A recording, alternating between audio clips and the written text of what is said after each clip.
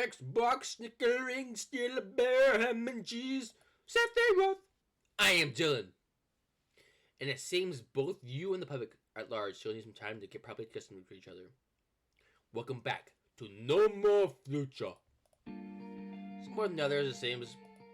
As soon as you make it up to the stairs that leads to the exit, in the midst of a large guy surrounded by flashy stores and eye boards, you're by a pair of police officers in their black and blue uniforms.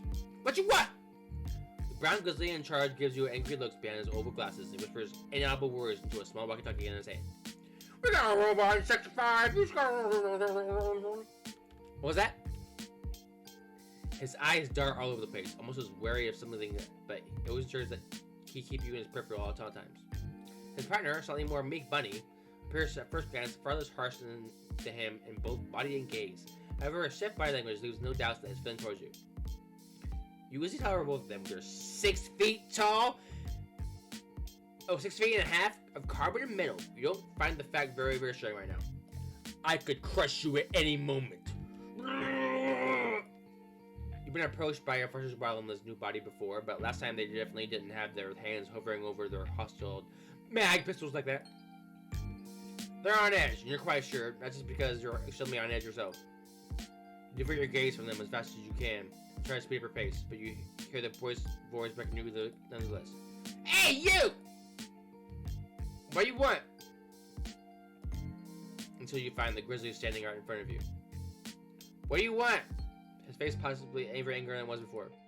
You spy his partner rapidly approaching him from behind, looking a little upset and afraid. Perhaps due to the bears charging forward without him, or perhaps due to him charging forward at all. You shouldn't have no time for this. Go away! Your life holds no meaning to me. I'm sorry, but I'm in a hurry. Can I just... You dart past the man with your super robot technology. You're going nowhere till we're done here, is that clear? Yay! Corrupt policemen are even in video games! Like you don't have eardrums, or that scream would have definitely broken them. Perhaps he's a little too used to the loud noises of the mag trains. Much like the rest of the regulars here. Out of curiosity, you glance back towards the stairs where you came from. No good. The smaller rabbit's already there, blocking that way as well. Are you sure?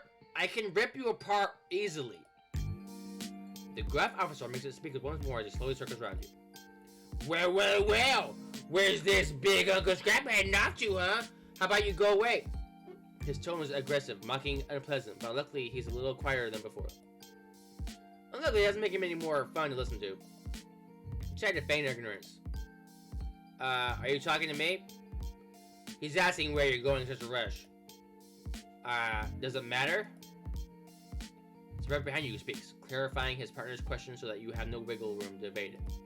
He speaks so much more calmly, at the very least. However, that only makes his restrained hostility all the more apparent.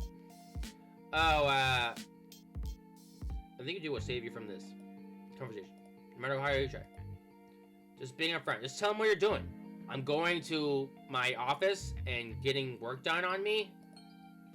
I'm heading to the Pandora Labs down in the city laboratory. You know, the big building, lots of windows, huge crystal ball at the top for you knows what reason.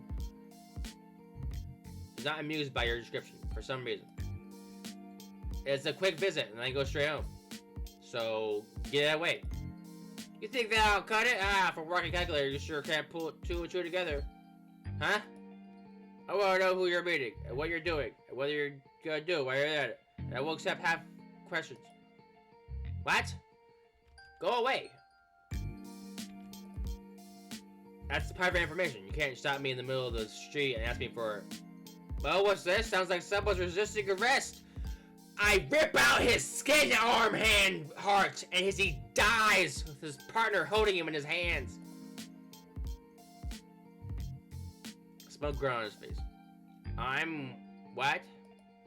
Since when am I getting arrested? Did you lose your mind along with your manners? What was that? I said you're ugly. Yes, what was that? For a moment it sounds as if you were starting to stand up for yourself. You roll your eyes as you hear the AI sarcastically mock you inside your head. Now you two. Shh, quiet! My apologies, I will remain quiet till the officers deliver you to the police station then. Sure. Why? They're gonna arrest me? Why? You're coming with us, you little freak! I stab through his heart as his family watches from the crowd behind him. So I meant to move you. Yeah, I weigh a lot of money. Everybody tries to help him by pushing as hard as he can, but that hardly improves the situation. You can't help but feel like their efforts are entirely pointless, if not ridiculous. You're pathetic humans. You cannot move me. I am a god. I eat their skin off their bodies. You still view them as you did back when you were human. But lots of things changed since then, haven't they? That's right. Mary told you what to do in a situation like this before. It's about time you ended this trade. Ugh! Move already, you junkamondo! You retract your arm towards your chest, instantly freeing it from the policeman's tight grasp.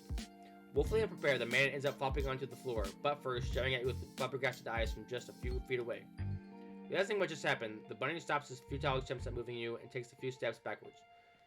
Then a few more, as you turn to face him for a second. I'm not going anywhere with you two. Not now or wherever. Is that clear? He picks back up on his feet. You hear him shouting as he even more hysterically. Well, you've done it now! You think you're gonna get out for this? Smell like loitering or disturbing the peace, huh? Resisting arrest, assaulting a public officer, assaulting an officer of the law. And then I go and report him, and he loses his job, and he ends up cleaning toilets for a living. Are you in the opera? I'll send you to the scrapyard if that's what that's the guy. You can't arrest me for doing anything. I didn't even do anything. You think I'm just gonna agree to everything you say? You're insane. And you're just a human. The loud police officer makes himself say something, but you stop him before he can even begin.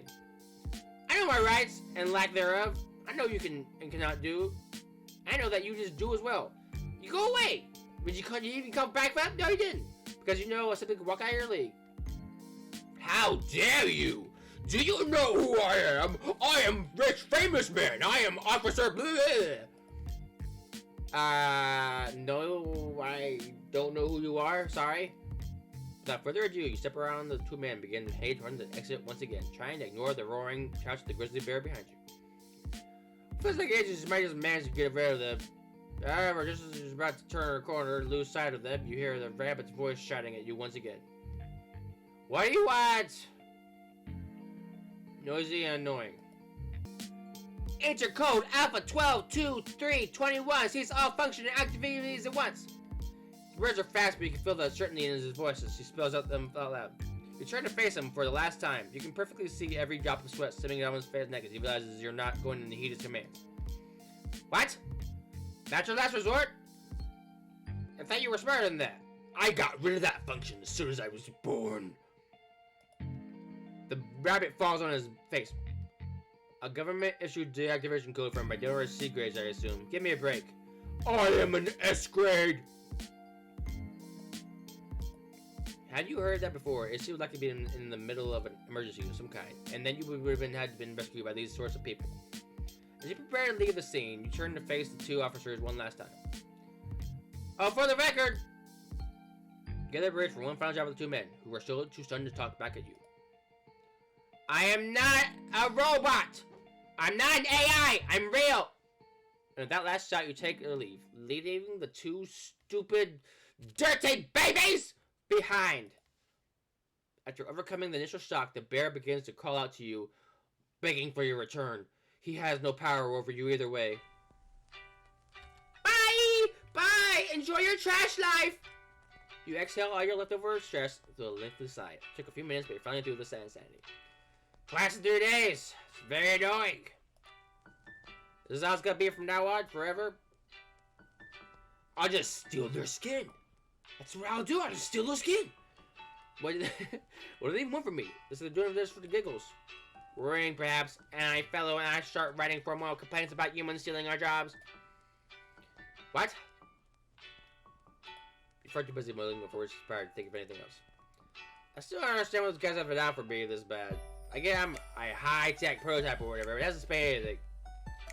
I bet life would become easier after the transition, but I expect you didn't think it'd become this bad either! Everyone's ugly and smells bad. I have so much more smelling ability. I really don't know what to think. I was never stopped like that by an officer before, but I was still human. It's like I have a big target on my head now, and everyone wants to take a shot. Feel yourself shivering as you briefly relive the events that just transpired. Though it's more of an act of more than a real bodily function. I really don't like policemen. I really hope Mary knows what she's doing, telling me that it's fine to go all out like that. I'm starting to think the whole new LA police department has it out for me by now. It certainly is now, if it wasn't before. Not saying it's your fault, of course. Even though it definitely was. Arthur, not now. You leave the train station just as the same as you arrived, arguing with the voice inside your head that nobody else can hear. Instead of a jail or scrapyard, perhaps you'd be better off at a mental institution.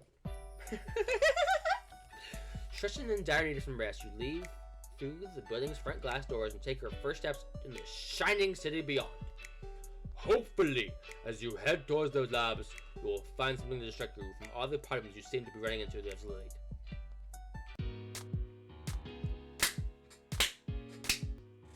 Find out next episode. As always, thank you for watching, and I will see you eventually. You remember walking through these streets a few days ago alongside Mary and some of her staff, and a mob of relentless journalists gawking at you from a far distance away, like real life.